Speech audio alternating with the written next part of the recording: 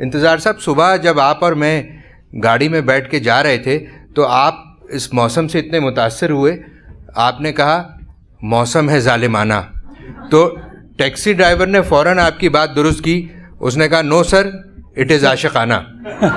تو عاشقانہ موسم میں ہم بات کریں گے افسانوں کی، ایسے افسانے جس میں کوئی خاص عشق نہیں ہے۔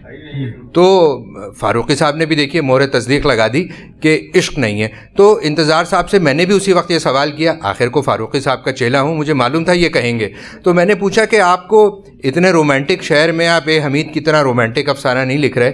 آپ نے کہا کہ دلی آپ کے لیے رومانس کا شہر ہے، حقیقت کا شہر پہلے تھا، تو اس شہر میں یہ رومانس آپ کو نظر آ رہا ہے، وہ رومانس جو آپ کو کہانی میں نظر نہیں آتا، تو پہلے کچھ ذرا اس کی وضاحت بھی تو کیجئے۔ یہ تو مجھ پر یہ الزام رہا ہے شروع سے کہ یہ نوسٹالجیا کا مارا ہوا ہے، تو وہ جو میرا نوسٹالجیا ہے شاید اس کے زیر اثر اب یہ دلی شہر جو ہے، جو ایک حساب سے امیر خسرو کا شہر ہے، ایک حساب سے غالب کا اور میر کا شہر ہے، اور کن کن کے نام لوں میں، تو وہ اب میرے لیے چونکہ وہ تاریخ جو ہے وہ تو پس منظر میں چلی گئی، تاریخ کے دھندلکوں میں گم ہو گئی، تو اب یہ شہر میرے لیے ایک رومانس بن گیا ہے، اپنے جو میری فطرت، جو میرا مزاج ہے، جو مجھ پر الزام ہے نوسٹالجیا کا، تو یہ شہر بھی اب میرے نوسٹالجیا کا حصہ ہے۔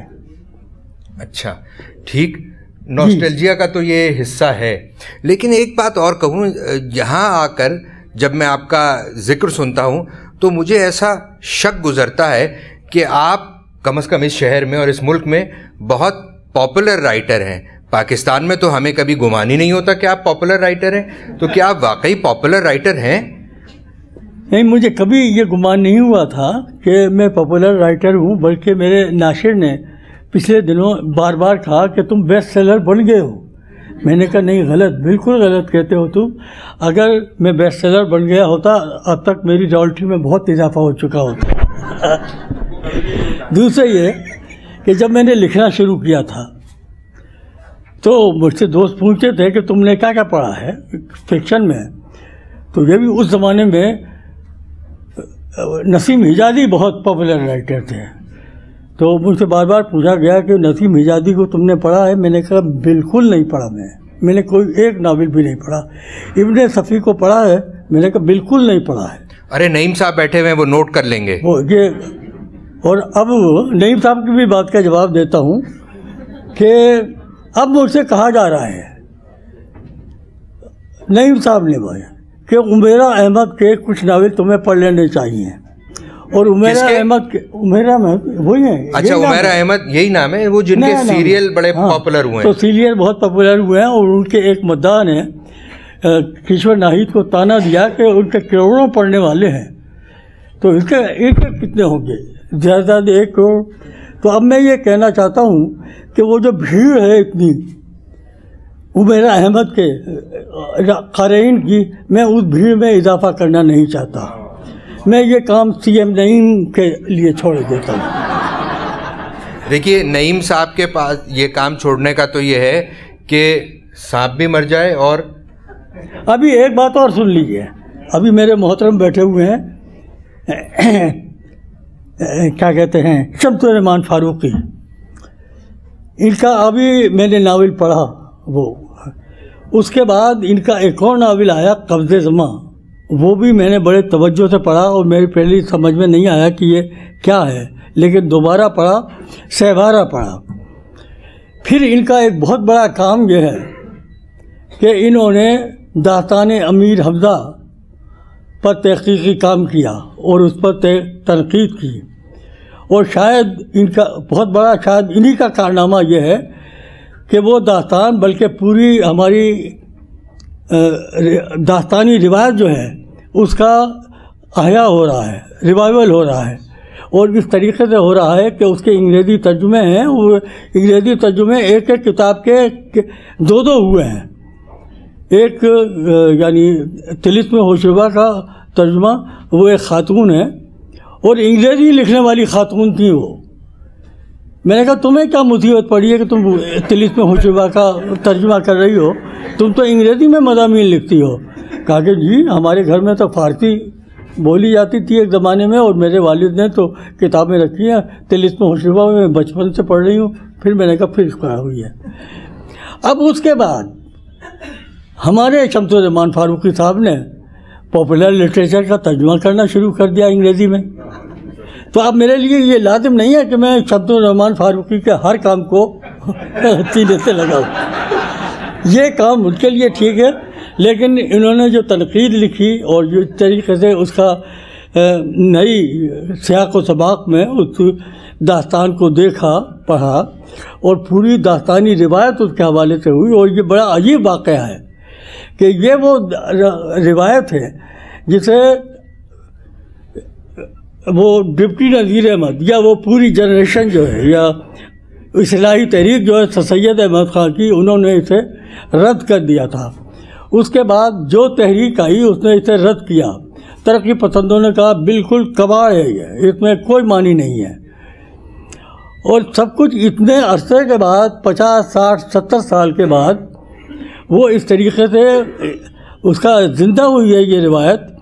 اور ایک بات میں بتا دوں, میں ایک داستان پہلے لکھ چکا ہوں اسی زمانے میں, جب میں یہ کہہ رہا تھا کہ ہمارا بڑا ناول جو ہے آب حیات ہے, اور جب میں یہ کہہ رہا تھا کہ یہ ہماری داستانی روایت جو ہے یہ کہاں گئی.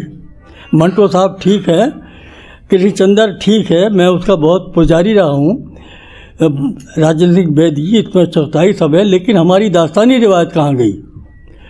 تو ایسا لگتا تھا کہ اس میں شاعر بڑے خوش قسمت تھے ہمارے کہ بغاوت تو وہاں بھی ہوئی تھی اور پوری اس کی شاعری کو پرانی کلاسیکی روایت کو رد کیا گیا تھا. اور مولانا حالی نے یہ بھی کہا تھا کہ یہ سنڈاس میں تو پھینک دو سارے یہ جو دیوان ہیں. اور کچھ اسی قسم کے مکالمہ جو ہے ڈپٹی نذیر احمد کا ایک ناول ایک کردار کہتا ہے. لیکن اور اس کا سب سے بڑا جہاد جس کے خلاف ہوا وہ غزل تھی. غزل کے خلاف کس تحریک نے جہاد نہیں کیا؟ مولانا حالی نے. اس کے بعد جو نسل آئی ان کی جوش ملیح آبادی, کیا کہتے ہیں نور راشد صاحب اور ترقی پسند تحریک, سب نے اسے دفن کرنے کی کوشش کی, لیکن وہ اسے سار لیے ہتھیار. اور اس کا ریوائول بھی ہوا 47 کے بعد. ہم نے نئی غزل بھی دیکھی جس کی آج کچھ جھلکیاں ہمیں شمس الرحمان فاروقی نے دکھائی تھیں. تو ایسی روایت کہ بغاوت بھی ہو آپ کے یہاں, اور روایت جو ہے روایت کے خلاف بغاوت ہو اور اس سے نئی شاعری پیدا ہو, اور وہ روایت اپنی جگہ پر برقرار رہے. یہ بہت بڑی بات ہے, اور یہ ہماری شاعری کو شرف پہنچتا ہے کہ اب جس طریقے سے ہم فیض کو اور راشد کو اور میراجی کو مانتے ہیں, انہیں مانتے ہیں, لیکن ہم نے غالب کو اور میر کو اور آتش کو اور مصطفی کو رد نہیں کیا ہے. وہ بھی قابل قبول ہے. اور جوش ملیح آبادی کے جو بھی استدلال تھا یا نور میر راشد کا, نور میر راشد کی شاعری مجھے یاد ہے, اور ان کے جو استدلال ہیں غزل کے خلاف وہ مجھے یاد نہیں ہے, میں بھول چکا ہوں. بہت اچھا. میں آپ سے سوال پوچھتا ہوں. بہت اچھا. لیکن میرا خیال ہے کہ آڈینس میں موجود نقادوں کے بارے میں گفتگو سے پرہیز کیجیے, ورنہ یہاں باقی کون رہے گا. آپ کی ساری تلواروں کا رخ میری طرف ہو جائے گا. تو کیوں نہ ہم بات کریں آپ کی افسانہ نگاری کے آغاز کی. ہم نے یہ بھی سنا ہے کہ آپ نے اس سے پہلے کچھ شاعری کی اور اچھا ہوا کہ شاعری چھوڑ دی, افسانے پہ توجہ دی. تو افسانہ نگاری کا وہ تجربہ کیا تھا؟ دیکھیے, یہ جو طالب علمی کے زمانے میں جو شاعری وائری کرتے ہیں ہمارے یہاں, وہ شاعری شاید ہمارے مسلمانوں کی گھٹی میں پڑی ہوئی ہے کہ کسی نہ کسی وقت آدمی غزل ضرور کرتا ہے. وہ جنرل جو ہمارے یہاں ریٹائر ہو جاتے ہیں وہ پھر لگتا ہے کہ انہوں نے غزل کا پورا دیوان مرتب کیا ہوا ہے. اور جو انڈسٹریل ہوتا ہے, کوئی صنعت کار ہوتا ہے, وہ بھی غزل ضرور لکھتا ہے. تو یہ کچھ ہے, مزاج ہے, وہ تو ہے. تو طالب علمی کے زمانے میں یا بچپن کے زمانے میں اگر کسی نے غزل کہی ہے یا غزل کے کچھ شعر کہے ہیں تو وہ ان کا ذکر اسے کرنا نہیں چاہیے، شرافت اس میں ہے۔ تو میں نے اگر غزل لکھی بھی ہوگی تو وہ میں فراموش کر چکا ہوں، بھول چکا ہوں۔ اسی لیے تو آپ کی شرافت کی قسم کھانے کا جی چاہتا ہے، کیونکہ سوائے ایم اسلم کے ناول کے حوالے کے آپ کی شاعری کا کہیں کوٹیشن یہ انہوں نے اچھا حوالہ دیا۔ تو میاں ایم اسلم تھے، جب میں اس شہر میں آیا تھا اپنے لاہور میں، تو ان کا مجھ پر بڑا احسان ہے۔ وہ شاہد احمد دہلوی کے بڑے گہرے دوست تھے اور میں ساقی کا لکھنے والا تھا۔ تو جب مجھے پہلی ملازمت ملی وہ میاں ایم اسلم کے حوالے سے ملی، اور میں نے ان کے ناول کے ابواب بھی سنے ہیں۔ وہ بڑا اچھا ان کا چائے کا وہ ہوتا تھا، اور ہم اس علاقے کی جو اچھی چیزیں، جلیبی ہے، برفی ہے، وہ کھاتے تھے اور ان کا ابواب سنتے تھے ناولوں کے۔ ایک ناول میں نے ایسا دیکھا کہ جس میں کچھ ایک بند تھا شعروں کا، اور اس پہ نیچے لکھا ہوا تھا انتظار حسین۔ تو میں حیران ہوا کہ یہ کوئی ایسی نظم ہے جو میرے وہاں میرٹھ کالج کا جب میں طالب علم تھا تو اس زمانے میں جو میں نے نظم لکھی تھی اور وہ اس میں چھپی تھی، تو میاں ایم اسلم کا اتنا وسیع مطالعہ ہے کہ میرٹھ کالج کا میگزین جو ہے وہ بھی ان کی نظر میں آ گیا تھا۔ تو اس کے بعد میں اس سے پہلے اور اس کے بعد کچھ نہیں لکھا میں نے۔ اب افسانے پر ہی بات کی ہے، افسانے پر ہی بات کرتا ہوں۔ اب میاں اسلم، جلیبی اور برفی، ان کا ذکر ممنوع ہوا، تو اب افسانے کا ذکر کرتے ہیں۔ اور افسانے میں جب آپ نے افسانہ لکھنا شروع کیا تو جہاں آپ پر طرح طرح کے الزامات تھے کہ یہ تھا کہ صاحب یہ ماضی نوسٹیلجیا، دوسرا الزام تھا کہ ہجرت کو انہوں نے ایک بہت بڑا مسئلہ بنا لیا، اور یہ الزام لگانے والی کوئی معمولی ہستی نہیں تھی، قرۃ العین حیدر، جنہوں نے کہا کہ انتظار حسین نے تو ہجرت کا ایک ریکٹ بنا دیا۔ تو یہ ہجرت کا ریکٹ کیا تھا، یہ بھی تو بتا دیجئے۔ مجھے پتہ نہیں ہے ہجرت کا ریکٹ کیا تھا، کیونکہ اگر وہ ریکٹ کو میں گرانا تو خود قرۃ العین حیدر اس ذیل میں آتی ہیں۔ سب سے پہلے تو ریکٹ جو بنایا تھا ہجرت کو وہ قرۃ العین حیدر نے بنایا تھا، وہ مجھ سے سینئر تھی۔ ابھی میرا مجموعہ چھپا نہیں تھا تو کہ ان کا پہلا ناول آ گیا تھا، وہ صنم خانے، میرے بھی صنم خانے، اور اس کے چند سال کے بعد ایک اور ناول آیا، اور پھر وہ رسوائے عالم ناول آیا جسے آگ کا دریا کہتے ہیں۔ تو اور اس کے بارے میں یہاں بہت رد عمل بھی ہوا، بہت کچھ باتیں ہوئیں، اور پھر وہ اس ملک کو چھوڑ کر چلی گئی، جو بہت افسوسناک واقعہ ہے ہماری ادبی تاریخ کا۔ تو اب میں کہانیاں لکھ رہا تھا اس میں، ٹھیک، تو کہانیاں لکھتے لکھتے وہ فوراً میرے دوستوں نے کہنا شروع کیا، ترقی پسند تحریک اپنے عروج پر تھی اس وقت، ابھی وہ واقعہ نہیں ہوا تھا جس کی وجہ سے ترقی پسند تحریک کو ایک پاکستان میں بہت بڑا سیٹ بیک ہوا اور انجمن ترقی پسند مصنفین ختم ہو گئی۔ میں انجمن کے جلسوں میں اپنے افسانے سناتا رہا ہوں، اور جب تک انہوں نے لذت پسندوں پر پابندی عائد نہیں کی، اور مجھ سے عارف عبدالمتین جو سیکرٹری تھے انہوں نے بڑی لہجے میں کہا کہ انتظار صاحب، میں نے جو آپ کا افسانہ بک کیا تھا انجمن کے جلسے کے لیے، اب وہ آپ زحمت نہیں کہ۔ میں نے کہا ٹھیک ہے، اور کہا کہ وہ ادب لطیف میں بھی اب نہیں چھپے گا۔ میں نے کہا وہ بھی بہت ٹھیک ہے۔ میری آپ کی دوستی کا حشر کیا ہوگا، میں نے ان سے پوچھا، کہا کہ دوستی برقرار رہے گی۔ میں نے کہا یہ ٹھیک ہے، بہت اچھا ہے۔ تو یہاں سے میری اس کی کہانی کا افسانہ نگاری کا آغاز ہوتا ہے، اور اس کا مطلب یہ ہے کہ میں نے اپنے دشمن اپنے آغاز ہی میں پیدا کر لیے۔ لیکن ایک لکھنے والے کی بڑی خوش قسمتی وہ ہوتی ہے کہ اسے اچھے دشمن ملے اور پڑھے لکھے لوگ ملے۔ تو ترقی پسند تحریک جو تھی وہ بڑی تحریک تو تھی، اور اس میں بڑے بڑے ذہین لوگ تھے، اور ایسے لوگ بھی تھے جنہیں میں پڑھتا تھا۔ کرشن چندر سب سے بڑا افسانہ نگار وہاں کا تھا، اور میں کرشن چندر کا عاشق رہا ہوں۔ تو جب ایسے دشمن مجھے مل گئے تو میں نے اطمینان کا سانس لیا کہ اب جو مجھ پر اعتراض ہوگا تو کوئی ٹھکانے کا آدمی میرے خلاف کرے گا، اور ہوا بھی ہے۔ تو جب ایسے ویسے جو لوگ لکھتے تھے میں ان کی طرف توجہ ہی نہیں کرتا تھا۔ میں نے کچھ دشمن اپنے چن لیے تھے کہ جب یہ لکھیں گے تو میں ان کے خلاف لکھوں گا، اور ایسا ہوا۔ اب میں سوال پوچھتا ہوں، میرا خیال ہے کہ لوگوں نے آپ کے خلاف لکھا ہی اس لیے کہ وہ ٹھکانے کے آدمی شمار کیے جائیں. اچھا، تو ایک تو یہ بات پتہ چل گئی کہ ابھی تک یہ بات پتہ نہیں چلی کہ آپ نے ترقی پسند مصنفین کے جلسے میں بھی مضمون پڑھا، افسانہ پڑھا اور رجت پسند بھی کہلائے.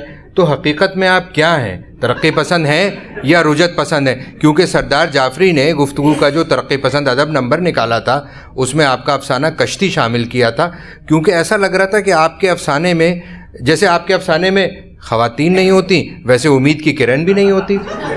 تو یہ کیا ڈیفیشنسی کیوں رہ جاتی ہے افسانے میں؟ یہ ذرا بتا دیجیے. بلکہ وہ میں اس سلسلے میں اتنا بدنام ہوا کہ ایک نقاد سوویت روس سے آئے ہوئے تھے وہاں، تو جو ادیبوں کو بلایا ان میں میں بھی شامل تھا. تو انہوں نے مجھے دیکھ کر کہا کہ آپ کی کہانیاں تو ٹھیک ٹھاک ہوتی ہیں، اچھی ہوتی ہیں، لیکن آپ کوئی روشنی اس میں نظر نہیں آتی ہے. تو میں نے کہا یہ ٹھیک ہے، یہ میری مجبوری ہے، پتہ نہیں کیا بات ہے.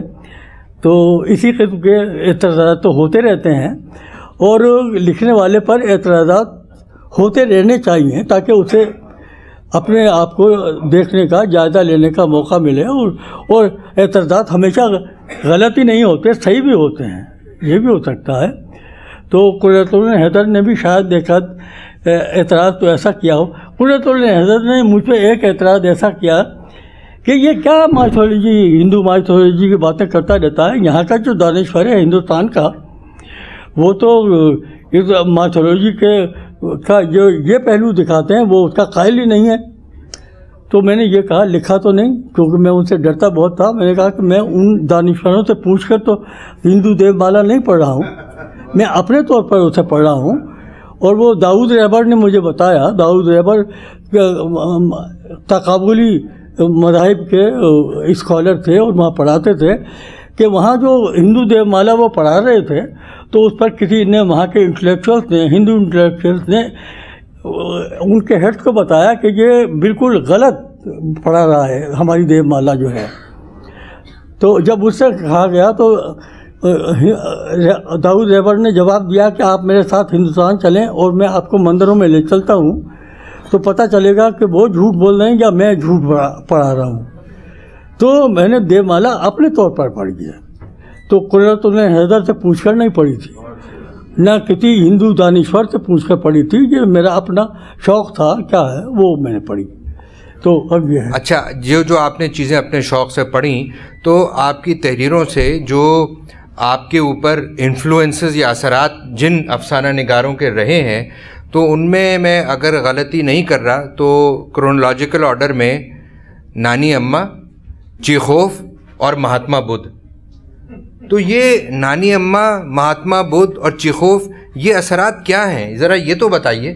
یہ مہاتما بدھ تو بعد میں آئے ہیں، خاصے بعد میں. ہاں، نانی اماں پہلے آئی ہیں. نانی اماں اس سے پہلے، یعنی جو میں پڑھ رہا تھا، ایک تو یہ کہ جو ہمارے سینئر تھے، جو عصمت چغتائی تھی، منٹو صاحب تھے، کرشچندر، راجندر بیدی، انہی کے افسانے، غلام عباس، ان کے افسانے پڑھ کر میں نے افسانہ لکھنا سیکھا اور یہ ان کا میں آج بھی احترام کرتا ہوں. اور یہ کہ پھر جب یہ باہر کا ادب جو ہم نے پڑھنا شروع کیا تو رشن ادب کا رواج خاصا تھا. تو بالخصوص انقلاب سے پہلے کا جو فکشن ہے تو وہ ہمارے لیے بہت بڑا ایک روایت تھی. اور اس میں مجھے چیخوف جو ہے بہت اس نے اپیل کیا. اور ہاں، ایک ترگنیف کہ اس کا ناول پڑھتے ہی میں نے فادر اینڈ سن اور فوراً ہی ترجمہ کرنا شروع کر دیا. چیخوف کی کہانیاں بھی میں نے کچھ کی. تو چیخوف کو میں آج بھی مانتا ہوں کہ بڑا ہے. لیکن جب کسی نے مجھ سے سوال کیا کہ تم نے کہانیاں کس سے لکھنی سیکھی ہیں، تو مجھے چیخوف یاد نہیں آیا اور کرشچندر بھی یاد نہیں آیا. تو میں نے کہا کہ میں نے تو نانی اماں سے سیکھی ہیں اپنی کہانیاں. تو وہ فقرہ جو ہے بہت چلا، میری بہت تصدیق ہوئی کہ یہ نانی اماں اسے سکھاتی ہیں. اب جو میں نے پڑھا، وہ ہمارا ایک بڑا ناول نگار اس عہد کا مارکیز پڑھا. تو اس کی جو وہ یادداشتیں میں دیکھ رہا تھا تو اس میں ایک مضمون اس نے اپنے نانی اماں پہ لکھ رکھا ہے. تو میں نے کہا کہ یہ مارکیز کی نانی اماں جونیئر ہیں میری نانی اماں کے مقابلے میں.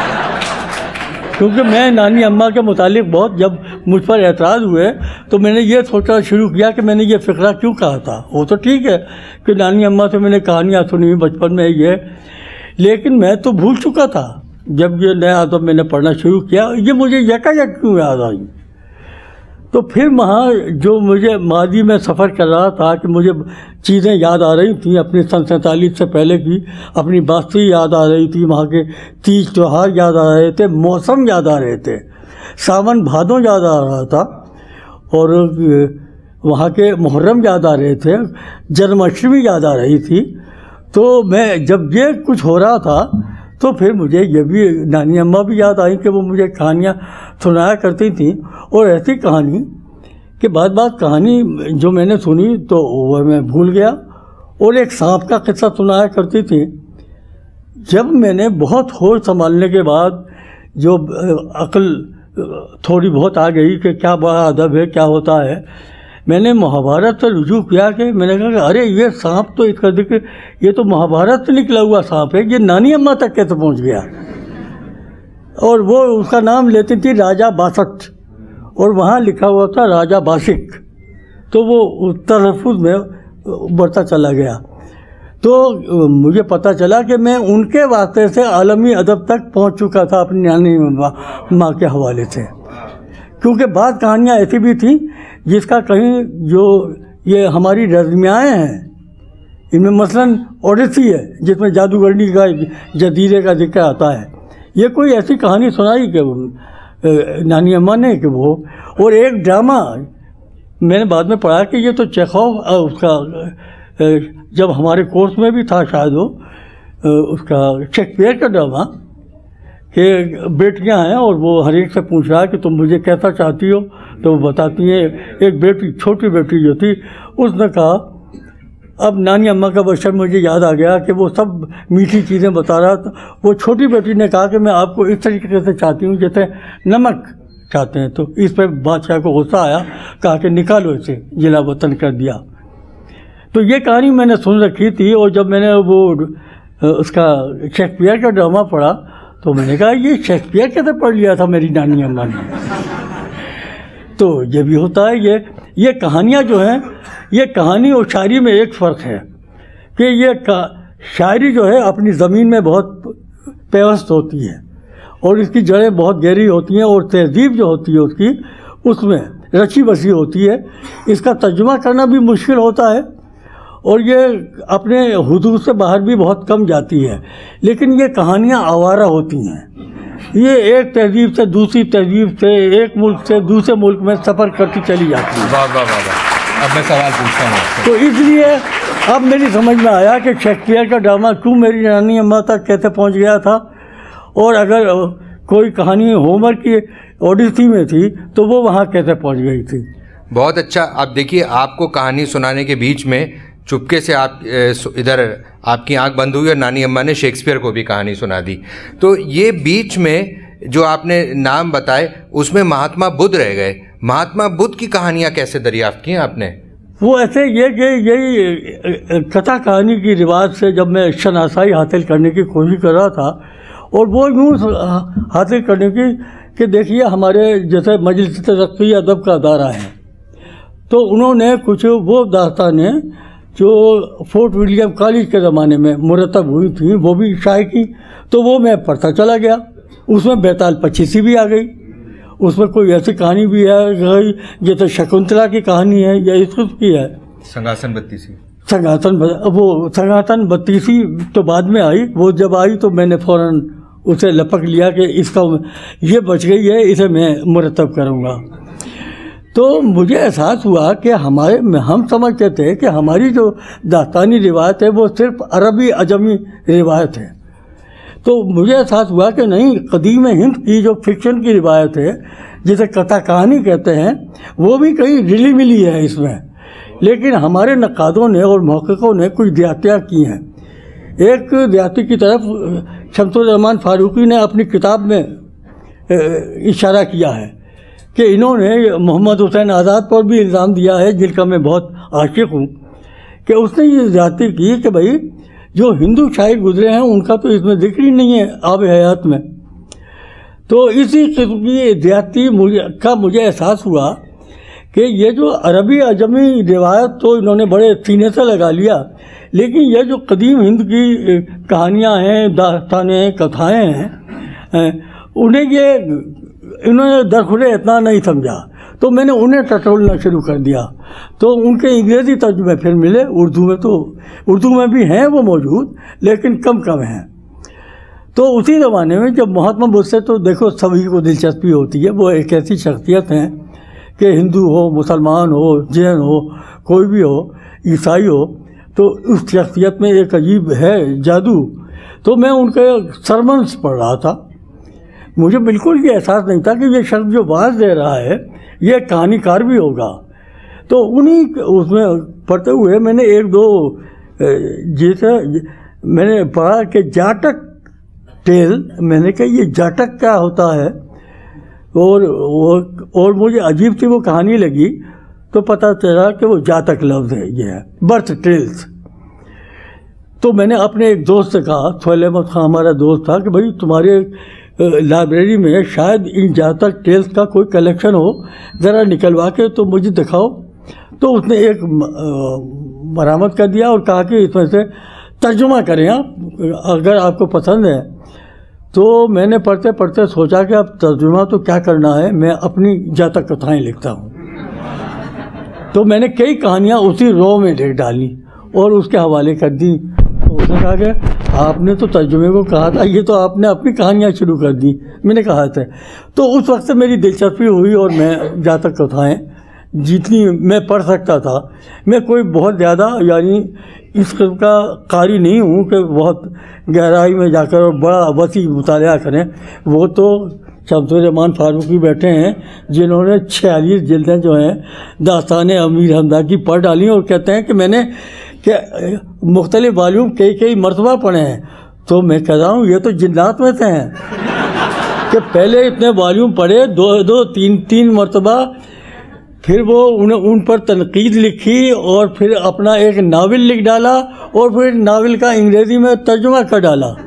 تو یہ کام تو جنات ہی کرتے ہیں۔ فاروقی صاحب نے یہ سب کام اس لیے کیے ہوں گے کہ ان کی ملاقات آپ کی نانی اماں سے نہیں ہوئی، ورنہ وہ بچ جاتے۔ اچھا انتظار صاحب، اب میرا تو جی چاہ رہا ہے کہ میں ایک آدھ سیاسی سوال کروں، مگر میرا دھیان اٹک گیا سانپ پر۔ آپ نے جو سانپ کا ذکر کیا، تو سانپ کو چھوڑ کے کیسے جاؤں؟ وہ ایک فقرہ یاد آ گیا جو ابھی ہم کھانے کے وقت بات کر رہے تھے۔ مشتاق یوسفی نے لکھا ہے کہ مولویوں اور سانپوں کی سینکڑوں قسمیں ہیں، مگر فرق یہ ہے کہ سارے سانپ زہریلے نہیں ہوتے۔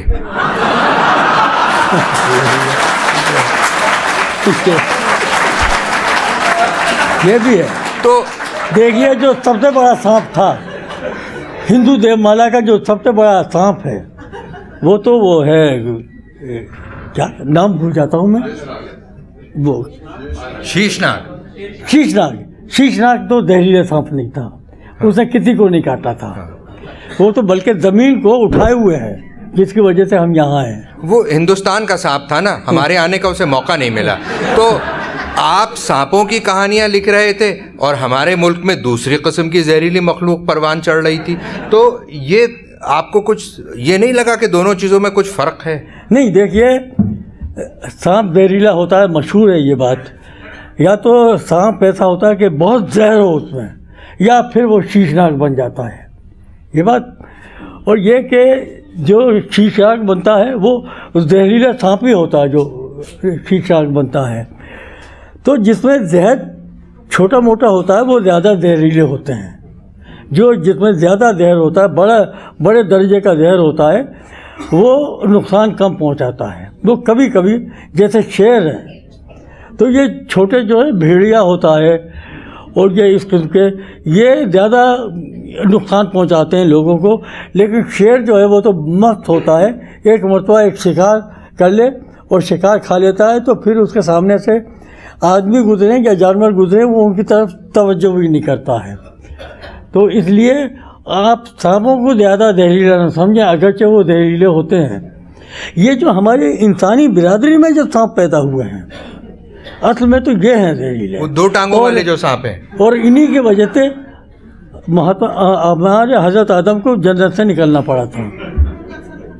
اچھا، تو یہ بتائیے کہ ہم ابھی جو بات کر رہے ہیں سیاست کی، سانپوں کی، تو آپ تو اچھا خاصا سیاسی کمنٹ دے رہے ہیں، آپ یہ رہے ہیں کہ سانپوں کی بات ہے، تو آپ کی تحریروں پر اکثر یہ اعتراض کیا جاتا ہے، اور یہ ہوائی ضرور کسی دشمن نے اڑائی ہوگی، کہ آپ کے ہاں سیاست سے آپ بہت پرہیز کرتے ہیں، بہت دور دور رکھتے ہیں سیاست کو۔ مجھے تو لگتا ہے ایسا نہیں ہے، کیا ایسا ہے؟ نہیں، دیکھیے، میں نے بتایا کہ ترقی پسند تحریک اس وقت عروج پر تھی جب میں نے یہ افسانہ لکھنا شروع کیا ہے۔ اچھا، وہ نئے افسانہ نگار سے زیادہ مطالبہ ہوتا تھا کہ بھائی حقیقت وہ ہے جو آج کی حقیقت ہے، اور اس کے پیچھے کیا تھا، اور وہ حقیقت جو آپ کو نظر آتی ہو۔ اگر آپ یہ کہیں، اب ناصر قادمی کا ایک مصرع ہے کہ چاند کو چاند سے ادھر دیکھو، اب تو چاند تو ہمیں نظر آتا ہے، چاند کے پیچھے کون سا چاند ہے یہ تو ہمیں پتہ نہیں ہے۔ اب تو کئی چاند ہیں، اب تو کئی چاند ہیں، سر آسماں کئی افسانہ ہیں۔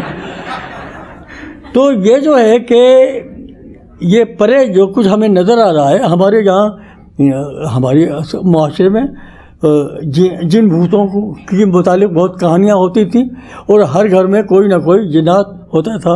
اس پر مجھے یاد آیا کہ میں نے WBA گیسٹ کے سلسلے میں پڑھا کہ وہ کچھ پریوں کے اور ان کے جنات کے متعلق تحقیق کر رہے تھے، تو وہ ساحل پر چلے گئے اور ملاحوں سے اور ان سے پوچھا کہ آپ کو کبھی وہ جو ہوتی ہے ساحرہ، جو آدھا مچھلی اور آدھی ہوتی ہے، کیا نام ہوتا ہے؟ مرمیڈ، جلپری، مرمیڈ مرمیڈ کو آپ نے کبھی دیکھا ہے؟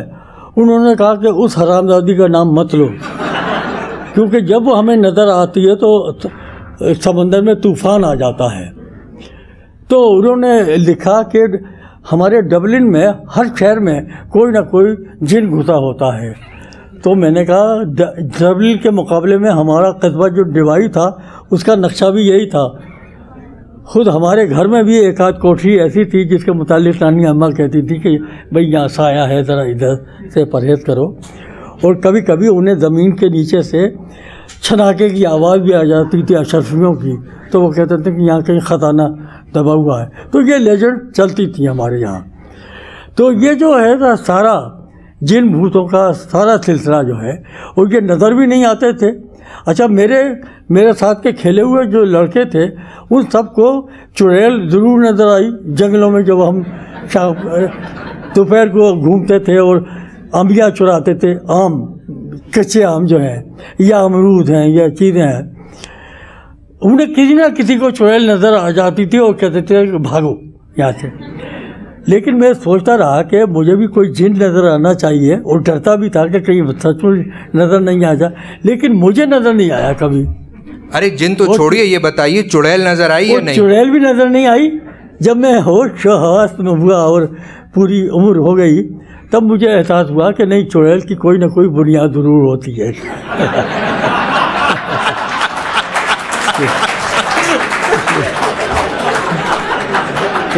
اچھا انتظار صاحب، یہ آپ کے افسانوں کے بارے میں یہ تو طے ہو گیا کہ صاحب اس میں امید نہیں ہوتی، ان میں سیاست نہیں ہوتی، ان میں عورت بھی نہیں ہوتی، تو میں سوچ رہا ہوں کہ آخر ان میں ہوتا کیا ہے جو اتنے اچھے لگتے ہیں؟ بھئی عورت کیسے نہیں ہوتی؟ میری کہانیوں میں نانی اماں نے جو مجھے کہانیاں سنائی، تو وہ عشق وہ عجیب و غریب ہوتا تھا کہ محل میں کوئی بڑی دعوت ہوئی ہے، اور وہ جو شہزادی بیٹھی ہوئی ہے اس نے شہزادیوں کو، ادھر ادھر کی شہزادیوں کو، نواب دادیوں کو بلایا ہوا ہے۔ وہ سب جب رخصت ہو جاتی ہیں تو کوئی ایک شہزادی اپنی جوتی بھول جاتی ہے۔ اب وہ شہزادی کا بھائی جو ہے محل میں، وہ دیکھتا ہے کہ یہ جوتی کس کی ہے، یہ تو عجیب و غریب جوتی ہے، اور وہ اسے اتنی خوبصورت نظر آتی ہے کہ وہ اعلان کر دیتا ہے کہ جس کی یہ جوتی ہے میں اس سے شادی کروں گا، اس کے سوا اگر وہ نہیں ملی تو میں شادی نہیں کروں گا۔ تو اب اس کے لیے کٹلیاں دوڑائی جاتی تھیں کہ جا کے دیکھو محلات میں، آس پاس کے علاقوں میں، کہ یہ جوتی کس کے پاؤں میں فٹ آتی ہے۔ تو اس طریقے سے عشق ہوا کرتا تھا۔ بعد میں یہ ہوتا تھا کہ چرواہے کا کوئی لڑکا ہے اور وہ درخت کاٹنے کا گیا ہے تو ایندھن اسے جمع کرنا ہے، اور وہ درخت کو جب کاٹ رہا ہے تو وہاں سے آواز آتی ہے، کوئی نسوانی آواز کہ دھیرے دھیرے. اب وہ حیران ہوتا ہے اور وہ پھر واقعی وہ دھیرے دھیرے کرنا شروع کرتا ہے، اور جب وہ تنا پھٹتا ہے تو اس میں سے نکلتا ہے اور ایک شہزادی نمودار ہوتی ہے اس میں سے. تو اس قسم کی تو میں نے کہانیاں سنی تھیں. تو ایک حسینہ جو ہوتا ہے اس کا کوئی نہ کوئی تصور تو میرے ذہن میں ہوگا نا. تو ایسا بات نہیں ہے، لیکن میری کہانیوں کو شاید آپ لوگوں نے غور سے نہیں پڑھا تو اس لیے وہاں بھی ہوتی ہے. کیا بستی جس کا آپ ذکر کرتے ہیں اس میں کوئی لڑکی نہیں ہے؟ نہیں، وہ بلکہ مجھ سے بار بار یہ پوچھا گیا، میرے دوستوں نے پوچھا. ہاں، اس سے پہلے وہ دل جو تھا اس میں ایک لڑکی ہے تحسینہ. تو میرے دوستوں نے پوچھا کہ یہ تحسینہ کون تھی؟ تو میں نے کہا یہ کردار ہے. نہیں، کہا کہ کردار نہیں ہوتا. تو یہی جو کردار آتا ہے اس قسم کا بستی میں یہی ہوتا ہے. تو میں نے انہیں ایک بات سمجھائی کہ دیکھیے، ناول جو لکھا جاتا ہے اور فکشن جو لکھا جاتا ہے تو وہ سب حقائق نہیں ہوتے، لیکن یہ جو حقائق کا پرتو ضرور ہوتا ہے. اور یہ بھی ہوتا ہے کہ ایک ناول جو لکھا جا رہا ہے، ناول نگار جو ہے وہ اس نے بنائی ہے کہانی، اور اس کا کوئی ٹکڑا اپنی زندگی کا اس میں آن ملے، یہ ممکن ہے. لیکن آپ جو اس طریقے سے تلاش کرتے ہیں کہ یہ اگر یہ جو لڑکی ہے اور جو عشق چل رہا ہے اس کے پیچھے کوئی حقیقی واقعہ ہے، تو فکشن میں ایسا نہیں ہوا کرتا. اور ایسا واقعہ اگر ایسا ہو تو وہ چھوٹے درجے کا لکھنے والا ہوتا جو یہ کرتا ہے. بڑے ناول نگار یہ نہیں کرے گا، لیکن اس کے یہاں عکس ہوتا ہے حقیقت کا کوئی نہ کوئی. تو یہ صورت حال ہے. وہ آپ کی کہانیوں کو کئی دفعہ نقادوں نے کلہاڑی سے ٹھوک بجا کے کوشش کر کے دیکھا کہ اس میں سے کسی کو برآمد کریں. ہر دفعہ یہ آواز آئی دھیرے دھیرے. تو ٹھیک ہے، آپ نے کہا میری کہانی میں بھی جو یہ ناول ہے جو کچھ نمودار ہوتا ہے دھیرے دھیرے نمودار ہوتا ہے. اچھا، بہت عمدہ. کہانیوں کے ساتھ آپ نے اپنی زندگی کے حالات بھی لکھے، خود نوشت بھی لکھی، دلی کے بارے میں ایک کتاب لکھی، ڈرامے بھی لکھے. یعنی بہت مختلف قسم کی یارز یا مختلف قسم کی جو فارمز ہیں ان کو برتا. آپ کو اپنا اظہار یا اپنا ایکسپریشن کس فارم میں زیادہ نظر آتا ہے؟ دیکھیے، بنیادی طور پر تو میں افسانہ نگار ہوں نا. یہی آخر کو ٹھہرا فن ہمارا. تو واقعہ تو بس اتنا ہے. لیکن اب یہ مطلب نہیں ہے کہ میں افسانہ نگار ہوں تو میں افسانے کے سوا کچھ پڑھوں ہی نہیں. آخر مجھے اپنی تہذیب سے بھی دلچسپی ہے، تھوڑی بہت اپنی تاریخ سے بھی دلچسپی ہے، اور تھوڑا بہت ادھر ادھر سے پڑھا بھی ہے. بالخصوص مجھے یہ جب آپ نے دلی شہر کا نام لیا تو حکیم اجمل خان کا خاندان وہاں لاہور میں آباد ہے. تو وہ چاہتے تھے کہ اجمل خان کی کوئی نئی سوانح لکھی جائے. حکیم حبیب اشر جو ان کے خاندان میں سے تھے انہیں وہ لکھنی تھی. ان کا انتقال ہو گیا تو انہیں کسی نے، اور وہ بہت بعد میں مجھے پتہ چلا کہ بہت معتبر شخصیت تھیں جنہوں نے انہیں سجھایا کہ انتظار حسین سے بات کرو جا کے. تو وہ حکیم صاحب کے جو پوتے تھے وہ ایک روز گھر برآمد ہو گئے. تو میں حیران ہوا کہ یہ کیسے آ گئے ہمارے گھر. تو انہوں نے کہا کہ آپ کو ایک کام کرنا ہے اور آپ اس سے انکار نہیں کریں گے. میں نے کہا کیا؟ کہا کہ حکیم اجمل خان کی سوانح ہم چاہتے ہیں کہ لکھی جائے نئی. تو میں نے کہا کہ دیکھیے، میں تو کہانیاں لکھتا ہوں اور اس میں کئی فن، ایک تو یہ کہ تاریخ کا مسئلہ ہے، پھر یہ کہ وہ سیاسی شخصیت بھی تھے. بہت کچھ اس زمانے کی سیاست جو ہے، کانگریس تھی، تحریک خلافت تھی، فلاں اس میں سب میں ان کا بڑا رول ہے. تو میری سیاست میں کوئی مطالعہ نہیں ہے اور کوئی دلچسپی بھی زیادہ نہیں ہے. تو یہ اس کا میں نے کہا کہ ہم نے یہ طے کر لیا ہے کہ آپ ہی کو لکھنا ہے. تو میں بہت پریشان ہوا اور یہ کہہ کے وہ چلے گئے. انہوں نے میری بات سنی نہیں. تو ہمارے ایک بزرگ تھے اور وہ قریب ہی رہتے تھے، وہ تھے مولانا ابو الاعلیٰ مودودی کے بڑے بھائی. نام بار بار بھول جاتا ہوں. مولانا ابو الخیر مودودی. مولانا ابو الخیر. میں ان کے پاس گیا کہ دیکھیے کہ حکیم صاحب تو مجھے یہ بات کہہ گئے ہیں, آپ کو پتہ ہے کہ میں تو صرف کہانیاں لکھتا ہوں اور مضمون لکھ لیتا ہوں, وہ الگ بات ہے, لیکن تاریخ, تہذیب اور کیا کہتے ہیں سوانح حیات اور یہ اس قسم کا, یہ تو اس کا میرا تجربہ نہیں ہے. وہ چپ رہے, کہا کہ ہاں یہ تو بات ٹھیک ہے. یہ پھر کہنے لگے بہت دیر کے بعد کہ بڑے افسوس کی بات ہے کہ اب تو وہ تہذیب ہی ختم ہو گئی, دلی شہر اب وہ نہیں رہا, اور وہ شخصیتیں جو تھیں کیسی شخصیتیں تھیں, اب ان کے بارے میں کون لکھے گا. تو میں نے کہا حکیم اجمل خان تو بڑی, کہا کہ وہ آخری تہذیب کی, دلی تہذیب کی آخری نشانی تھے, اور آپ کو شاید دلی کی تہذیب سے تو دلچسپی ہے, میں نے آپ کی کچھ تحریریں پڑھی ہیں. تو میں نے کہا کہ کیا مذاق ہے, اس کا مطلب یہ ہے کہ میں تہذیب کے حوالے سے حکیم اجمل خان کو دیکھوں. کہا کہ اصلی بنیادی بات تو یہی ہے. تو انہوں نے مجھے کچھ اشارے کیے اور پھر میں نے اس کے ذیل میں مطالعہ شروع کیا. جب میں یہ مطالعہ اور کتاب چھپ چکی تو میرے ناشر نے کہا کہ یہ پہلا چیپٹر جو ہے یہ کتاب میں کیا کر رہا ہے, اس میں دلی کی تہذیب کا پورا نقشہ بیان کیا ہے کہ یہ تو ایک چیپٹر ہے, آپ اس چیپٹر کو ذرا وسعت دیں اور پوری کتاب ہمارے لیے لکھ دیں. میں نے کہا یہ کام میں جرأت نہیں کر سکتا, کیونکہ دلی پر لکھنے والے جو ہے بڑی بڑی شخصیت گزری ہے اور انہوں نے بڑے کمالات دکھائے ہیں, اور وہ دلی کے روڑے تھے جنہوں نے یہ لکھا. میں تو ایک قصباتی آدمی ہوں. کہا کہ نہیں آپ لکھیں گے. وہ پیچھے پڑھتے رہے اور میرا شوق بڑھتا رہا اس سلسلے میں.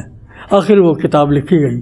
تو اس میں ٹھیک ہے وہ کتاب ایسی مارکت العارہ نہیں ہے, چونکہ وہ تو بڑا موضوع ہے, دلی اور اس کی تہذیب یہ بہت بڑا موضوع ہے, مگر وہ کتاب بھی اتنی معمولی نہیں ہے. میں اپنی بات کو اب سمیٹنا چاہتا ہوں. ایک حوالہ جس کا عام طور پہ ذکر کم آتا ہے اور اس کی ذمہ داری بھی آپ پر ہے کہ آپ نے بعض بڑے غیر معمولی اسٹیج ڈرامے لکھے ہیں, اور خاص طور پہ اس لیے کہ پاکستان میں اسٹیج ڈرامے کی وہ روایت نہیں ہے. خوابوں کے مسافر, پانی کے قیدی, تو آپ کا جو ڈرامہ, اور ڈرامے میں بعض آپ نے ایسے کمال بھی دکھائے ہیں جو اپنے افسانوں میں کم دکھائیں, اور بحمداللہ ڈرامے میں خاتون بھی موجود ہے کیونکہ وہ اسٹیج پر آتی ہے. تو میں ڈرامہ لکھتا رہا ہوں. شروع میں تو ریڈیو تھا نا, تو ریڈیائی ڈرامے میں نے لکھے تھوڑے بہت, تو اس کا مجھے تجربہ تھا. تو ہمارے اظہار کا آدمی ہمارے دوست تھے, وہ ڈرامے لکھواتے تھے. وہاں لاہور میں ڈرامے کا بڑا چرچا بہت تھا, لیکن ڈرامہ نگار نہیں تھا وہاں, اور گروپ بنتے تھے, ٹوٹ جاتے تھے. اچھا یہ کرتے تھے کہ ابسن کا ترجمہ کر لیا اور اس قسم کا, اور چیخوف کا کوئی کر لیا, اس قسم کے ڈرامہ نگار. تو لیکن وہ فیل ہو جاتے تھے. فیل اس کا مجھے, یہ ہمارے دوست جو تھے اشفاق احمد, یہ فقرے باز بہت اچھے تھے. تو انہوں نے ایک فقرہ کہا کسی گفتگو میں کہ یہ مرغی انڈا دینا جانتی ہے لیکن آملیٹ بنانا نہیں جانتی. تو مجھے یہ احساس ہوا کہ یہ اشفاق احمد نے تو کسی اور کانٹیکٹ میں, تو وہ تو صوفی بن گئے تھے, وہ بہت کچھ, کہ یہ ہمارے جو گروپ ہیں ڈرامہ گروپ, یہ انہوں نے ڈرامے پڑھے مغرب کے ڈرامے, اور آغا حشر کو تو بالکل ہی رد کر دیتے ہیں. یہ سارا وہ جو ڈرامے کی رواج جو چلی تھی ساری, اسے بھی انہوں نے رد کر دیا, حالانکہ وہ اردو ہی کی رواج تھی. وہ جو پارسی تھیٹر ہے, پارسی تھیٹر, ہاں پارسی تھیٹر.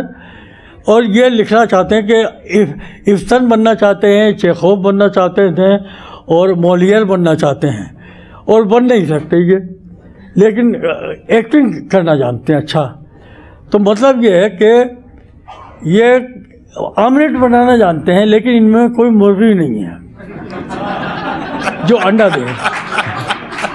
تو جب اس نے اظہار کا آدمی نے کہا, ہم نے گروپ بنایا ہے, اور کہا کہ ہم ایڈپٹیشن نہیں کریں گے, ہمیں اوریجنل ڈرامہ چاہیے. میں نے کہا دیکھیے بات یہ ہے کہ ڈرامہ, اصل ڈرامہ تو وہی تھیٹر والا ڈرامہ ہوتا ہے, لانگ پلے. تو یہ جو ٹی وی ڈرامہ ہے, یہ یا ریڈیو ڈرامہ ہے, یہ تو کمرشل رائٹنگ ہے, وہ میں نے بھی لکھے ہیں، وہ تو کوئی بات، لیکن یہ بڑی ذمہ داری کا کام ہے اور یہ میں جانتا نہیں ہوں. نہیں کہا کہ لکھو تو رہی. بہرحال میں نے وہ لکھا ڈرامہ. وہ جب لکھ چکا تو وہ ڈرامہ گروپ جو تھا بکھر چکا تھا. اس کے 2-3 سال کے بعد ہمارے پاس ہمارا ایک دوست آیا جو پروڈیوسر تھا، ابھی نام یاد آیا جاتا ہے. تو اس نے کہا کہ وہ اسکرپٹ ہے تمہارے پاس؟ میں نے کہا ہاں. وہ کہا کہ مجھے دے دو. میں نے دے دیا. 1 مہینے کے بعد وہ بڑے غصے میں آیا اور کہا کہ میں نے یہ آرٹ کونسل کی کمیٹی کے سامنے پیش کیا تھا کہ یہ میں ڈرامہ کرنا چاہتا ہوں، تو انہوں نے اسے ریجیکٹ کر دیا. اور اس میں 3 باتیں انہوں نے کہیں کہ ایک تو یہ کہ اس کے کردار بالکل مہاجر ہیں، پس کہ یہاں کے لوگ جو ہیں ان لوگوں سے آشنا نہیں ہیں اس معاشرے سے. پھر دوسرے یہ کہ اس میں زبان محاورہ روزمرہ بہت ہے، تو یہ زبان یہاں کہاں چلتی ہے. اور پھر تیسری بات یہ ہے کہ ڈائیلاگ اس میں مکالمے بہت لمبے لمبے ہیں، تو یہ نہیں چلے گا، ڈرامہ فلاپ ہو جائے گا. اس نے کہا کہ مگر میں کرنا چاہتا ہوں، تم مجھے اجازت دے دو. میں نے کہا میں نے تو تمہارے حوالے کر رکھا ہے اور مجھے تو ان سے غرض ہی نہیں کہ وہ کون ہے کمیٹی میں لوگ. تم مجھ سے کہہ رہے ہو کہ احساس کروں، میں کیوں کروں. تو وہ لے گیا. اس نے یہ ڈرامہ جب کیا تو وہ تو ہٹ ہو گیا. اور سب سے زیادہ کردار جو مقبول ہوا وہ جو نانی اماں ہیں وہ ہاں، اور جو محاورہ روزمرہ میں بات کرتی ہیں، سب سے زیادہ مقبول وہ کردار ہوا لاہور شہر میں. تو خیر وہ ڈرامہ چلا، کئی مرتبہ ہوا. اب وہ زمانہ گزر گیا تھا. اب یہ اپنے کراچی میں جب یہ ادارہ قائم ہوا ناپا اور اپنے ضیاء محی الدین، تو انہوں نے کہا کہ وہ ڈرامہ کہاں ہے. تو میں نے وہ ڈرامہ ان کے حوالے کر دیا. تو وہ انہوں نے پروڈیوس کیا اور بڑے خوش کہ وہ کامیاب ہو گیا یہ. تو اس پر کسی ڈان میں کسی ریویو کرنے والی نے یہ لکھا کہ یہ تو میلو ڈرامہ تھا. اس پر ضیاء محی الدین کو بہت غصہ آیا. انہوں نے اپنا کالم لکھا جو نیوز میں لکھتے تھے کہ بی بی تجھے پتہ ہے کہ میلو ڈرامہ ہوتا کیا ہے؟ یہ تو چیخوف کے اثر میں ڈرامہ لکھا گیا ہے. اور چیخوف کو تو نے پڑھا ہے کہ وہ کس قسم کا ڈرامہ؟ تو انہوں نے چیخوف پر بہت کچھ لکھا اور بعد میں اس ڈرامے کے بارے میں اور کہا کہ یہ جو مکالمے ہیں اس میں ایک کمال یہ ہے کہ کچھ کہتا نہیں اور پھر بہت کچھ کہہ جاتا ہے. ڈرامہ اس قسم کا ڈائیلاگ ہے اس میں. اور یہ کہ پورا اظہار بھی نہیں ہے عشق کا اس میں، اور ساری عشق کی داستان ہے یہ ان باتوں کو بھی جواب جو. تو میں نے کہا کہ یار یہ تو پہلی مرتبہ. اب ضیاء محی الدین ہمارے یہاں ایسی شخصیت ہے جو کہ مغرب میں بھی انہوں نے اپنا نام پیدا کیا تھا، وہاں تھیٹر میں بھی کام کیا، فلموں میں بھی کام کیا. اور ہمارے یہاں ہمارے جو وہ لوگ ہیں انٹلیکچوئلس ہیں لاہور میں، کراچی میں، تو ان میں سب سے بہتر جو ہے ڈرامے کا آرٹ جو ہے وہ تو ان سے بہتر کوئی نہیں جانتا. تو انہوں نے جب یہ مضمون لکھ دیا تو میں نے کہا کہ اب مجھے حق پہنچتا ہے کہ میں اپنے پلیئر جو ہیں ان کا ایک کلیکشن کروں. تو بہت سے تو میں نے ظاہر کر دیے تھے کہ یہ ٹی وی کا ڈرامہ ہے، اسے کیا محفوظ رکھنا ہے، لیکن کچھ بچا لیے تھے میں نے جن کے متعلق میرا گمان تھا کہ یہ بہتر لکھے گئے ہیں. تو وہ کلیکشن میں نے اب جمع کیا ہے، وہ آ جائے گا. تو ڈرامے کی داستان اتنی ہے. 1-2 ڈرامے میں نے اس کے بعد بھی لکھے ہیں. تو میں نے کہا جو میں افسانوں میں تجربہ کرتا رہا ہوں کہ کچھ حاضر ہے کچھ ماضی ہے، کوئی دیو مالا آ گئی بیچ میں یا داستان آ گئی اور پھر اس میں، تو اس قسم کا میں کر کے دیکھوں کہ ڈرامے میں کر سکتا ہوں یا نہیں. جب میں نے ایسا پلے لکھا تو انہوں نے کہا یہ ڈرامہ تو ہو ہی نہیں سکتا ہے. تو وہ میں نے ٹی وی کو دے دیا، ٹی وی پہ ہو گیا وہ لانگ پلے کے طور پر. تو وہ سب پلے جو ہیں اب آ جائیں گے. انتظار صاحب، آپ نے چونکہ پچھلی باتوں کا جواب دے دیا ہے تو اب میرے نئے سوال شروع ہوں گے، مگر وہ سوال میں کروں گا 7 بجے کے بعد. اس وقت تو میں آڈینس میں سے کچھ سوال لینا چاہتا ہوں، اگر سوال مختصر ہوں، اور یہ ہمارے ریختہ والے دوست بتائیں گے کہ ہمارے پاس وقت کتنا ہے. تو اگر کچھ مختصر سوال ہوں تو کیا ہی اچھا ہے. زندگی بھر کا ذکر ہے اور 10 منٹ ہیں، بہرحال کوشش کریں گے. جی اپنا نام بتا کر سوال پوچھیے. حضرت میرا نام اظہر اقبال ہے اور میرا تعلق میرٹھ سے ہے. میں عرض کر رہا تھا کہ بلند شہر کے جس ڈبائی قصبے کو انتظار حسین صاحب کے نام سے جانا جانا چاہیے تھا، آپ کی ہجرت کے بعد وہ کلیان سنگھ کے نام سے جانا گیا. تو نہیں، مجھے اس کا علم نہیں ہے، کیونکہ میں ابھی پچھلے سالوں میں جب میں علی گڑھ گیا تھا تو وہاں سے میں 2 مرتبہ جا چکا ہوں اور ڈبائی، تو وہاں کسی نے یہ نہیں کہا کہ یہ ڈبائی نہیں، اب کلیان نگر ہے، یہ کلیان سنگھ. یہ آپ مجھے بتا رہے ہیں، میں آپ کی بات کا اعتبار نہیں کروں گا. دیکھیے افسانہ نگاہ ہے، بات کا اعتبار نہیں کریں گے. اگلا سوال. شکریہ. جی میرا نام سبودھ لال ہے. جی آپ کی اور ناصر کاظمی صاحب کی دوستی بہت رہی اور برسوں آپ سڑکوں پر گھومے رات کو، تو ان کی شاعری اور آپ کی افسانہ نگاری میں کوئی آپس میں ایسا میل جول ہوا؟ یہ مجھے پتہ نہیں، آپ نے ٹھیک اشارہ کیا ہے، بڑی اچھی بات ہے کہ میں تو لوٹ پٹ کر تو نہیں آیا تھا، ویسے بخیر و عافیت وہاں سے میرٹھ سے چلا اور لاہور آ گیا تھا، لیکن بالکل اجنبی تھا. تو بڑا سوال یہ ہوتا ہے جو اجنبی آ رہے تھے، مہاجر آ رہے تھے، کہ ریہیبلیٹیٹ کیسے ہوں. تو ناصر کاظمی وہ شخص ہے، اور اس کے ساتھ ایک دوسرا دوست مجھے ملا تھا، مظفر علی سید، کہ اس شہر میں اور پاکستان میں اگر میں ذہنی طور پر ریہیبلیٹیٹ ہو سکا، میری بحالی ہوئی ذہنی طور پر یہاں، تو وہ ان 2 شخصوں کی وجہ سے ہوئی ہے. ناصر کاظمی ایسی کہانیاں سناتا تھا کہ میں اپنے نانے اماں کو بھول گیا. وہ کمال کا عادی تھا اور ایسا جادو جگاتا تھا وہ، اور رات کو جادو جگاتا تھا. جب ٹی ہاؤس میں ہم اپنے چائے بائے پی کر فارغ ہو جاتے تھے اور 11 بجے کے قریب میں سوچا تھا کہ گھر جاؤں، تو کہا ابھی گھر کیا جانا ہے، ابھی کیا ہے. تو مال روڈ پر ایک ایسا ریسٹوراں تھا کہ ذرا ماڈرن قسم کا، جہاں بال ڈانسنگ بھی ہوتی تھی اور کیبرے بھی ہوتا تھا، اور وہ 2-2:30 بجے تک کھلا رہتا تھا. تو ناصر کاظمی کہتا تھا کہ بھائی وہ کھلا ہوا ہے، وہاں چل کے بیٹھیں. تو ہم کسی نہ کسی طریقے سے مینیج کر لیتے تھے کہ وہاں کا بل ادا کر دیں. تو وہاں جا بیٹھتے تھے اور 2:30-3 بجے کے قریب اٹھتے تھے. اور جب اٹھتے تھے میں نے کہا اب گھر جا رہا ہوں میں. تو ناصر کاظمی کہتا تھا کہ اب تو میری آنکھیں کھلنی شروع ہوئی ہیں، تم جا رہے ہوتے. تو پھر ہم وہاں سے اس ہوٹل سے ہوٹل کے لوہاری دروازے چلے جاتے تھے، اور جو فٹ پاتھ پہ جو چائے والے بیٹھے رہتے تھے اور ایک آدھ بینچ، تو وہ بینچ پر بیٹھ جاتے تھے. پھر وہ چائے پیتے تھے، ہم اس چائے پینے کے بعد وہ چائے پیتے تھے، اور وہ اس کی کہانیاں جاری رہتی تھیں. اور جب چڑیاں چہچہانے لگتی تھیں تو واقعی اس کی آواز بھرا جاتی تھی اور نیند آنکھوں میں اترنے لگتی تھی، اور مجھے احساس ہوتا تھا کہ اب یہ چلے گا. تو وہ کہتا تھا کہ اب گھر چلے. تو اس وقت میں گھر آتا تھا. ایک خاصا عرصہ ایسا گزرا ہے. تو وہ بہت ایسا دوست تھا ہمارا، اور وہ بہت جلدی ہم سے رخصت ہو گیا، اور جیسے ہماری زندگی میں سے بہت کچھ نکل گیا ہو. تو یہی ہمارے جو دوست بنے اسی زیر اثر بنے تھے، اسی کے گرد لوگ جمع رہتے تھے. تو اسی کی وجہ سے نئی دوستیاں ہوئیں میری.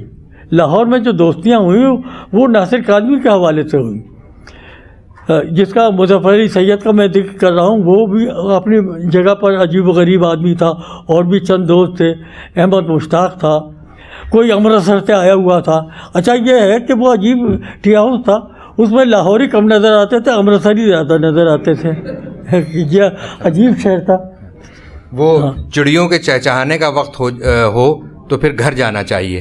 تو اب چڑیاں تو نہیں چہچہا رہی، ریختہ والے چہچہا رہے ہیں کہ اب قوالی کا وقت ہونے والا ہے. تو انتظار صاحب، آپ کی گفتگو کا بے حد شکریہ. ہمارے لیے بڑے اعزاز کی بات ہے کہ آپ کو سنا، آپ کی باتوں سے کچھ سر چڑھ کے بولتا ہے اردو زباں کا جادو، ہندوستان کی مٹی کے آسماں کا جادو، ہندوستان کا جادو، اردو زباں کا جادو، ہندوستان کا جادو، سارے جہاں کا جادو.